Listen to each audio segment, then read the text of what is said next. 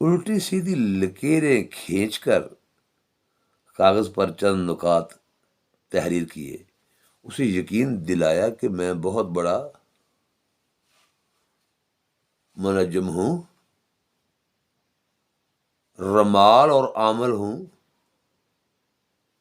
اس کی قسمت کے بارے میں جو بتانے جا رہا ہوں وہ 100% درست ہوں گی، اور کوئی بڑے سے بڑا عمل یا نجومی اسے جھٹلا نہیں سکے گا۔ پھر میں نے آنکھیں جھپکے بغیر اس سے مخاطب ہوا، جس طرح دائیوں اور طبیبوں سے پیٹ چھپایا نہیں جا سکتا، اسی طرح پیروں سے دل کا کوئی پیت اوجھل نہیں رہتا۔ کہو تو تمہارے 12 سے 17 سال کی عمر کے سارے کارنامے ابھی تمہارے سامنے بیان کر دوں؟ 12 تو 17 سال جو کر رہے ہیں دسا جن بنیا پھرنا تو وہ جھٹ بولے، نہیں پیر جی، گڑے مردے اکھاڑنے سے کیا فائدہ، ماضی مر چکا، اسے دفع نہیں رہنے دے۔ میں نے اس کی والدہ کو یقین دلایا کہ اس پر واقعی آصف کا سایہ ہے۔ باقی باتیں میں اس کے سامنے نہیں کرنا چاہتا تھا۔ بہانے سے میں نے اس کو اگربتیاں لینے، گگل عطر وغیرہ لینے بازار بھیج دیا۔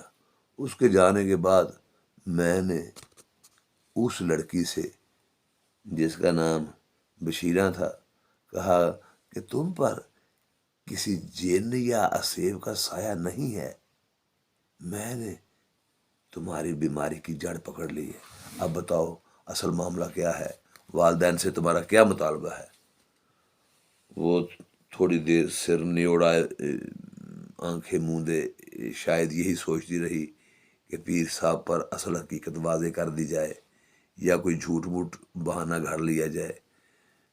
میرے مخاطب کرنے پر کہنے لگی کہ والدہ اس کی شادی اپنی بہن کے بیٹے سے کرنا چاہتی ہے جو نشہ باز ہے اور 2 بار پاؤڈر ہیروئن بیچنے کے جرم میں حوالات کی باہ بھی کھا چکا ہے۔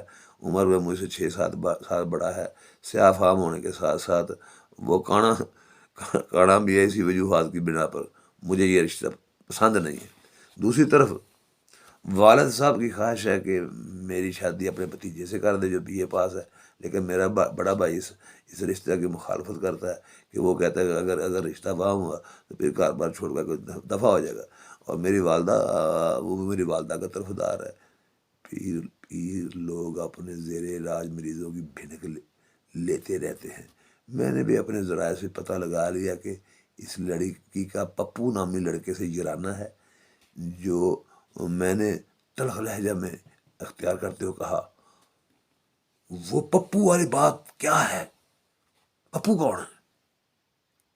کیا سمجھتی ہو کہ ہمیں کچھ معلوم نہیں؟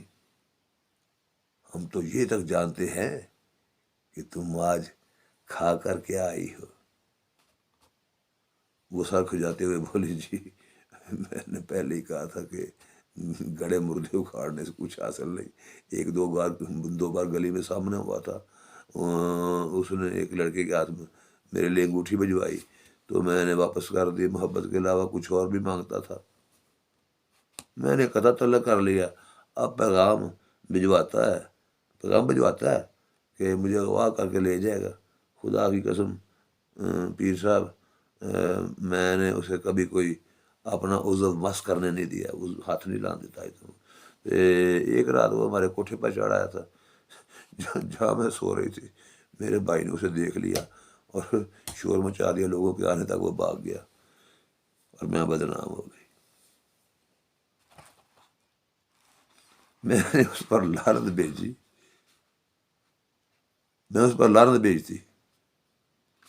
اور یہ لڑکا جس سے تم شادی کی خواہش مند ہو کیسا ہے؟ میں نے پوچھا۔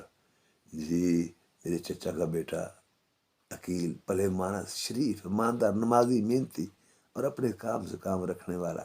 ہم ایک ہی آنگن میں پل بڑھ کر جوان ہوئے۔ مجال ہے اس نے کبھی میرے ساتھ کوئی غلط حرکت کی ہو، مجھے پہنوں کی طرح سمجھ۔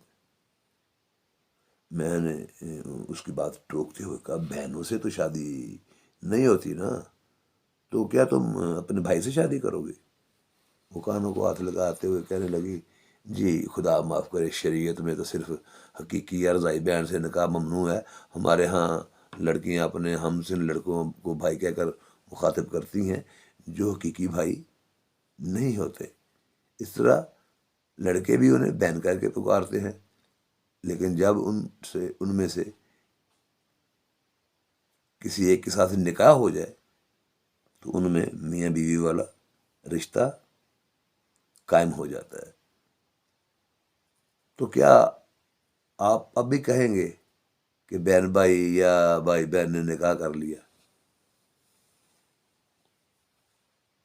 اسلام نے چچا تایا پھپھو خالہ کی بیٹیوں سے نکاح جائز قرار دیا ہے، جبکہ یہ سب رشتہ میں بھائی ہوتے ہیں، رشتہ میں بھائی ہوتے ہیں بابا۔ بس بس بس، تم تو نہایت سیانی ہو، لگتا ہے تم نے درس نظامیہ سے تعلیم حاصل کر رکھی ہے۔ میں نے اسے اسلامی معلومات سے واقفیت رکھنے پر داد دیتے ہوئے کہا۔ اس کا مطالبہ تھا کہ وہ اپنی مرضی سے دیکھے والے مرد سے شادی کی خواہاں تھی۔ میں نے مناسب سمجھا کہ اس سلسلہ میں اس کی مدد کی جائے۔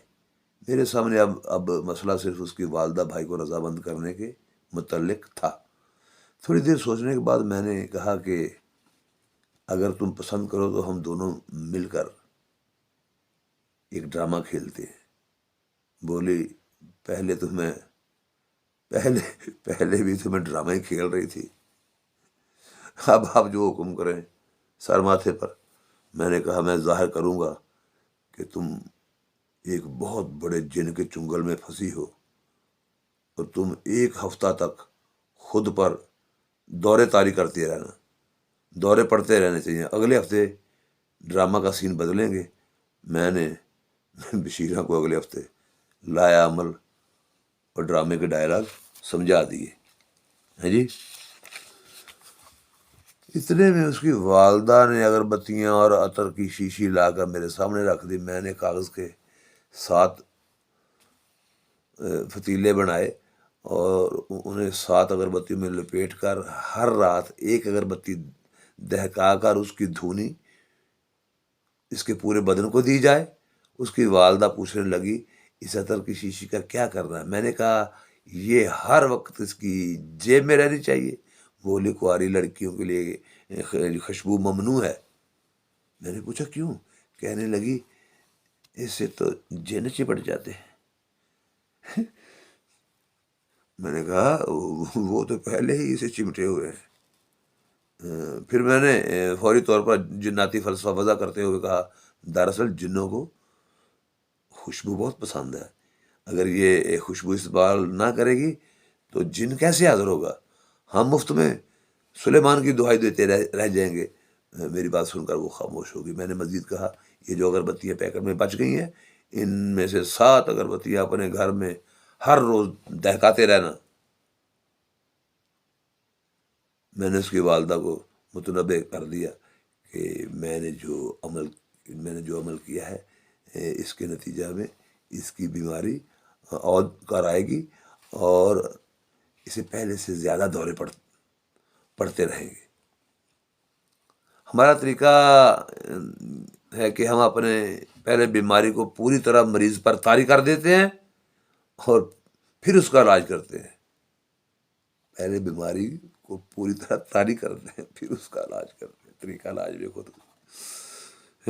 اور ہاں، اگر گھر والوں سے کہنا کہ ذرا ہوشیار رہیں، کسی بات سے اس کو رنج پہنچا تو اس کے ذمہ دار تم ہو گئے۔ میں نے لڑکی کے سر پر ہاتھ پھیرتے ہوئے اسے رخصت کر دیا۔ اتفاق سے تیسرے دن لڑکی کے بھائی کے سر میں شدید درد اٹھا۔ اس کی والدہ اسے ہمراہ لے کر میرے پاس آیا۔ میں نے پانی دم کر کے اس کے منہ پر چھینٹے مارے، پینے کے لیے کہا، ساتھ ہی اپنی تیار کردہ حب شفا کھلائی اور اوپر سے میں نے کافی پلا۔ 10-15 منٹ میں اسے افاقہ ہو گیا۔ میں نے اس کی والد کو رخصت کر دیا، جا کر اپنا کام کرے، 2 گھنٹے بعد خود کار آ جائے گا۔ تھوڑی دیر بعد عصر کی اذان ہوئی۔ تو میں نے پانی کا لوٹا منگوا کر کہا کہ وہ طہارت کے بعد وضو کرے تاکہ ہم دونوں مل کر نماز ادا کریں۔ نماز سے فراغت کے بعد میں نے اس کے حق میں طویل دعا کی اور وہ آمین آمین کہتا رہا۔ اس قدر التفات کا مقصد اسے قریب لانا تھا۔ اس کا نام شہادت علی تھا۔ وہ کافی دیر بیٹھا رہا، اپنے خاندان کے بارے میں باتیں کرتا رہا۔ میں نے اسے پیروں فقیروں کی کرامتیں سنا سنا کر اس کا دل لباتا رہا۔ مغرب کی نماز ہم دونوں نے ایک ساتھ ادا کی۔ اتنے میں کھانا آ گیا۔ میں نے اصرار کر کے اسے اپنے ساتھ بٹھا کر کھانا کھلایا۔ پھر میں نے اسے گھر جانے کی اجازت دیتے ہوئے کہا کل عصر کے وقت دوبارہ آئے، 3 دن تک دم کروانا ضروری ہے۔ اگلے دن آیا اور دربار پر آ کر اگربتیاں سلگانے کے بعد مغرب مزار شریف فاتح کی خوانی کر کے مجھ سے ملاقی ہوا۔ جیسے مرید پیروں کے ہاتھ چوم کر نظریں جھکا کر مصافحہ کرتے ہیں، میں نے اسے خوش آمدید کہتے ہوئے بیٹھنے کے لیے کہا تو اس نے اپنی بغل سے مٹھائی کا ڈبہ نکال کر میرے سامنے رکھتے ہوئے کہا میں پیر پکڑنے آیا ہوں۔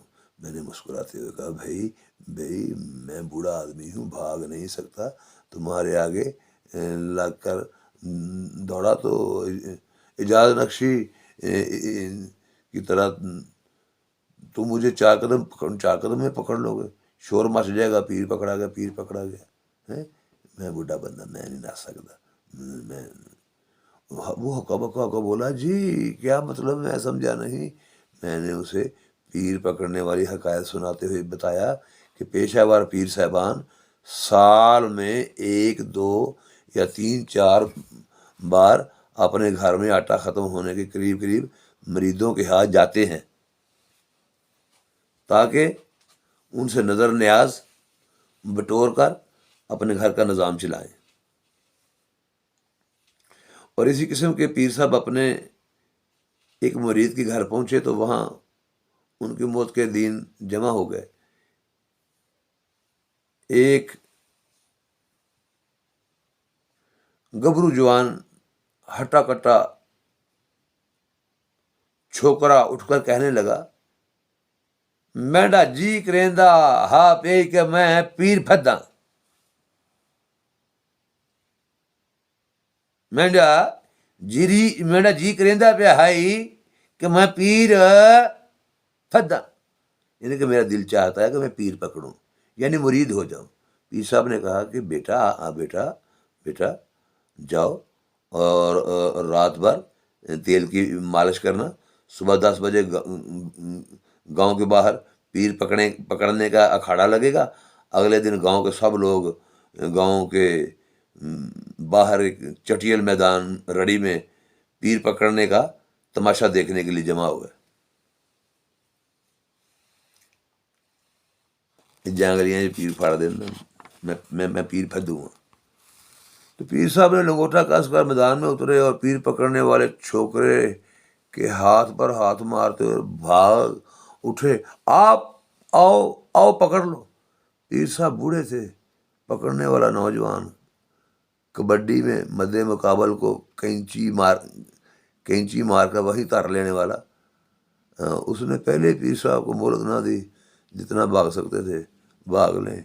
پھر ایکڑ بھر کا فاصلہ طے کرنے کے بعد چھوکرے نے پیر صاحب کو کھلاوے میں بھر لیا۔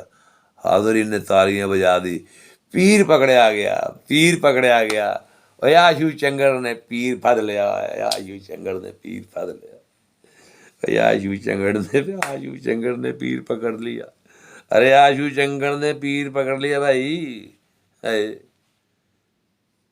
آشو چنگڑ نے رات کا پیر پکڑے ہے، ہمارے سامنے آنکھوں کو بگا 2 کلے بگایا رے پیر کو، ڈال لیا، پکڑ لیا، ہمارے سامنے پیر پکڑو۔ ہاں جی، تو اس حکایت پر ہم دونوں کافی دیر ہنستے رہے۔ پھر میں گویا ہوا خدا تمہیں خوش رکھے، مرید ہونے میں اتنی عجلت سے کام نہیں لینا چاہیے۔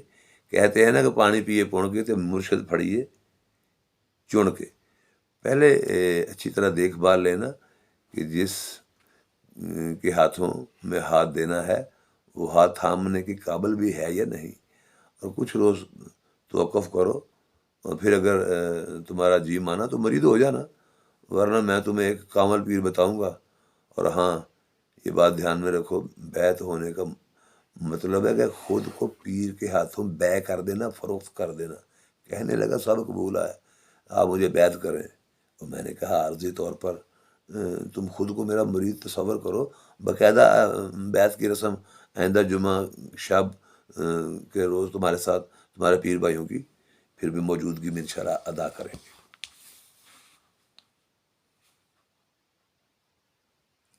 اب شہادت علی روزانہ حاضری دینے لگا۔ اتوار کے روز اس کی بہن نے علاج کے لیے آنا تھا۔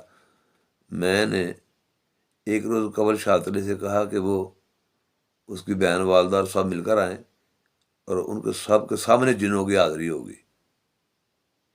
چنانچہ اگلے روز سب حاضر ہو گئے۔ میں نے ان کے والد کی طرف رخ کرتے ہوئے پوچھا، کیا آپ جنوں کی موجودگی پر ایمان رکھتے ہیں؟ کہنے لگا جی، کیوں نہیں، الحمدللہ میں مسلمان ہوں۔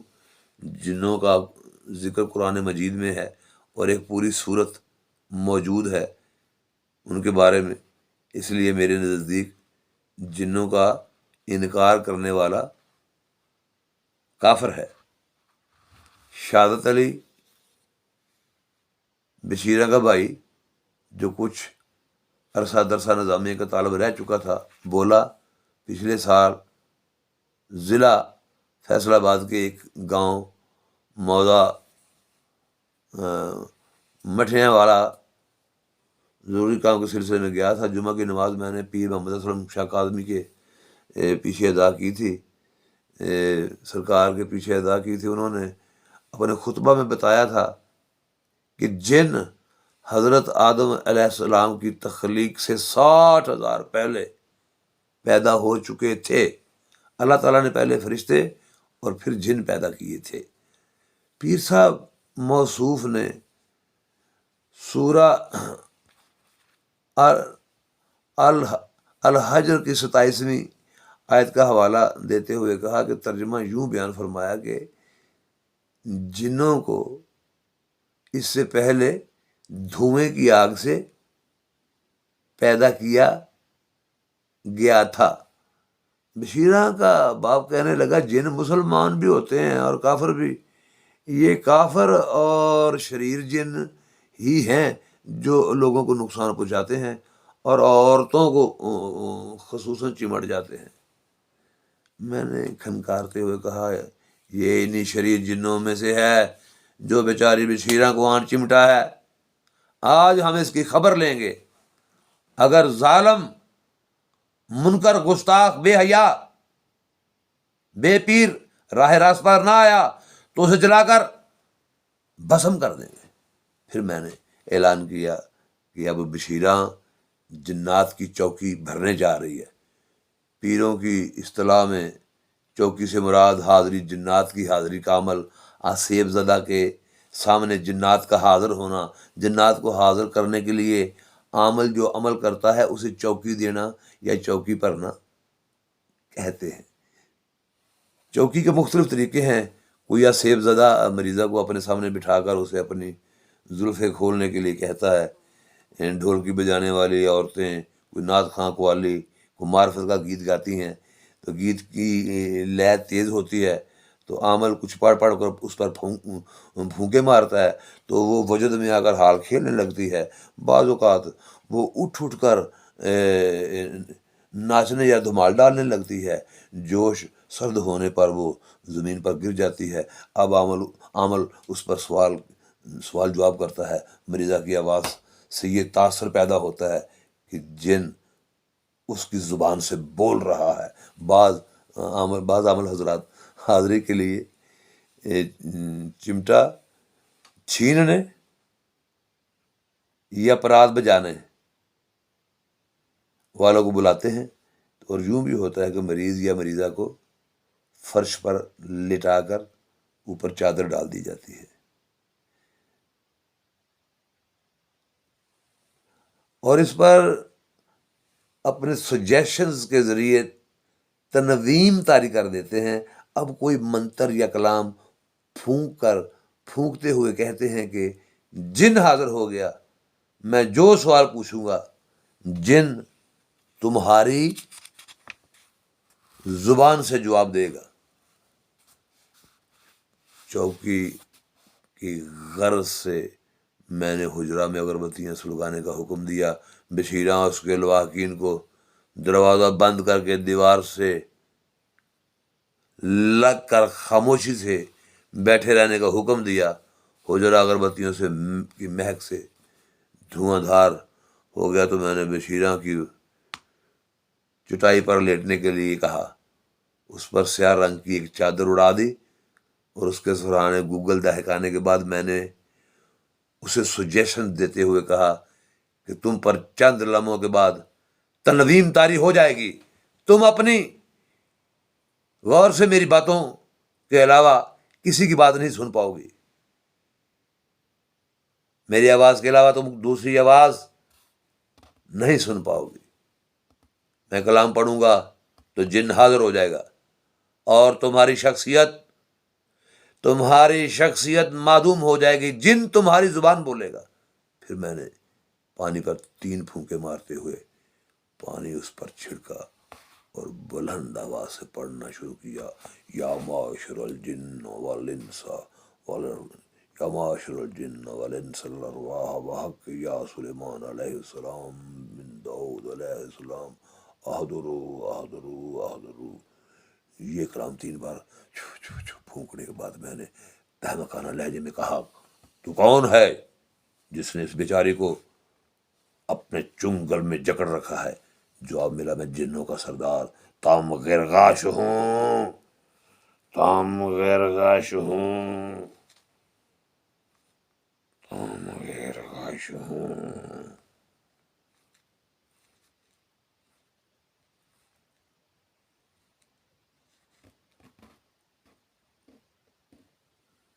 تام غرغاش جس کا پکڑا چھوٹتا نہیں، کوئی نہ ہنجار، کوئی نہ ہنجار۔ اس معصومہ کو تنگ کرنے کا کیا مقصد ہے؟ میں نے پوچھا۔ جواب ملا، یہ ہمیں پیاری لگتی ہے، ہم اسے اٹھا کر لے جائیں گے۔ ہمیں پیاری لگتی ہے اور لے جائیں گے۔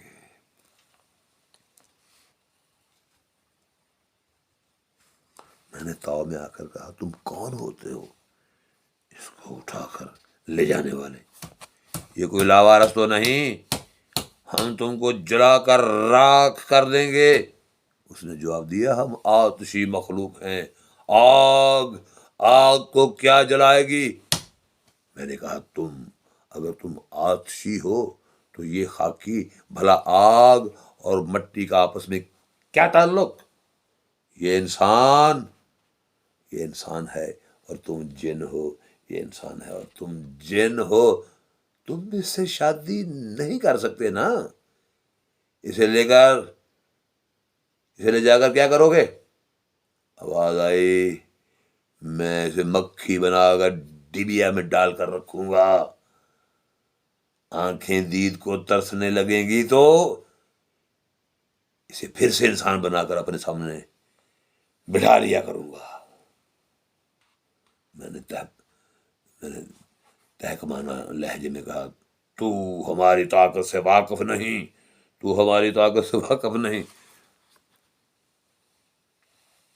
میں اس کا پوتا ہوں۔ 20 جن جس کا پانی بھرتے ہیں۔ تمہارا دادا غرطاطوش انہی کا شاگرد ہے۔ میں تجھے حضرت سلیمان علیہ السلام کو واسطہ دے کر کہتا ہوں کہ اس کا پیچھا چھوڑ دو، اس کا پیچھا چھوڑ دو۔ اسے گڑ گڑاتے ہوئے کہا، تم نے حضرت سلیمان علیہ السلام کی دعائی دی ہے، ہم ایک شرط پر اس کو آزاد کر دیں گے۔ کیا شرط ہے تمہاری؟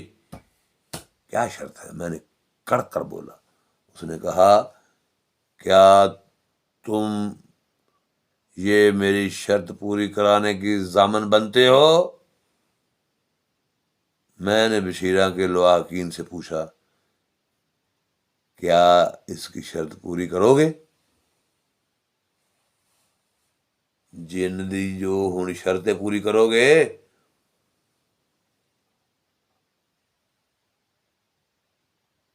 سب نے کہا ہاں جی ہاں جی ہاں جی شرط پوری کریں گے سرکار کیوں نہیں کرنی کرا بالکل بالکل مرشد پاک. میں نے اس کے بھائی کی طرف جو رشتے کے ضمن میں بشیرہ کی مخالفت کرتا تھا اشارہ کرتے ہوئے پوچھا، شاط علی کیا تم اس سے متفق ہو؟ تمہارے کہنے پر ضامن بننے کو تیار ہوں.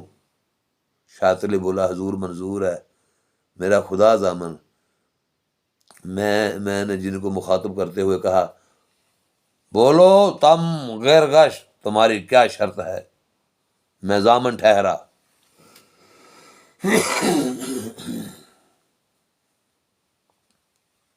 میں ضامن ٹھہرا. تم غیر غش بولو.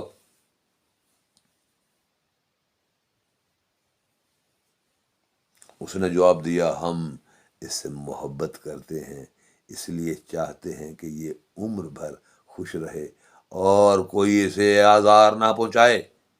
اس کی شادی اس کی مرضی کے مطابق کی جائے. اگر اس شرط کی خلاف ورزی کر کے کسی دوسرے آدمی سے اس کا نکاح کیا گیا تو ہم اسے ہلاک کر دیں گے اور بشیرہ کو اٹھا کر کوکاف لے جائیں گے.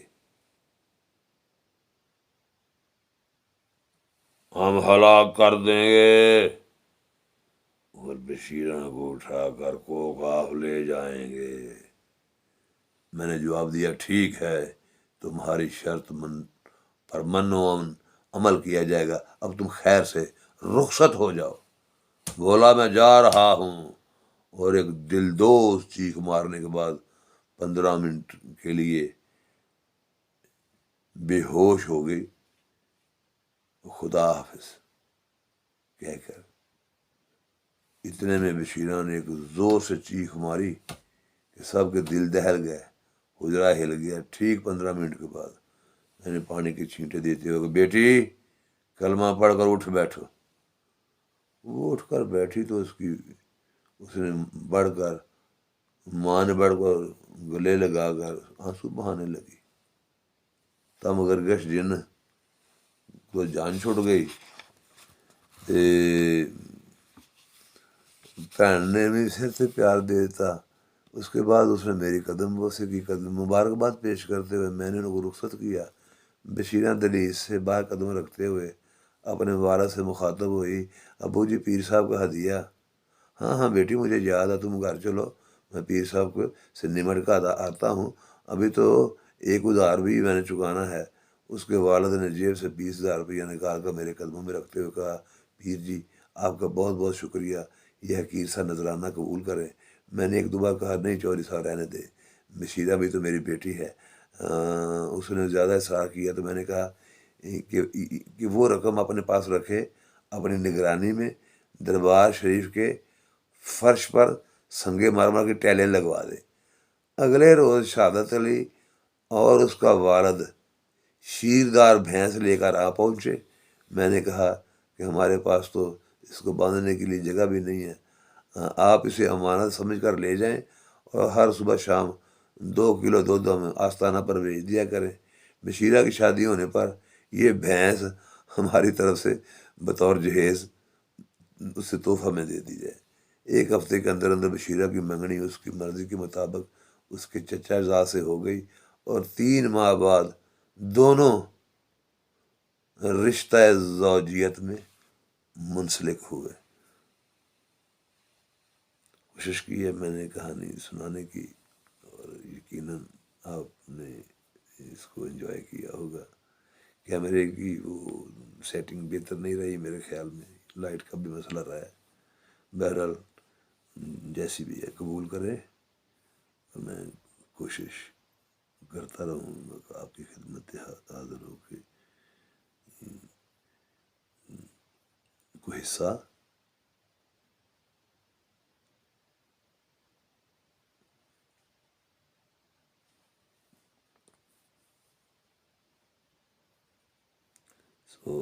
فقیر ویر سپاہی کو اجازت دے. اللہ تعالیٰ آپ کو اپنے حفظ و امان میں رکھے. یہ تم گرگش تمغیر گش جن پیر اور ڈرامہ، کہانی دو ایک ساتھ میں ہے، اور انشاءاللہ العزیز آپ ضرور اس کو محظوظ ہوں گے، بہت زیادہ، بہت نوازش۔ اللہ حافظ۔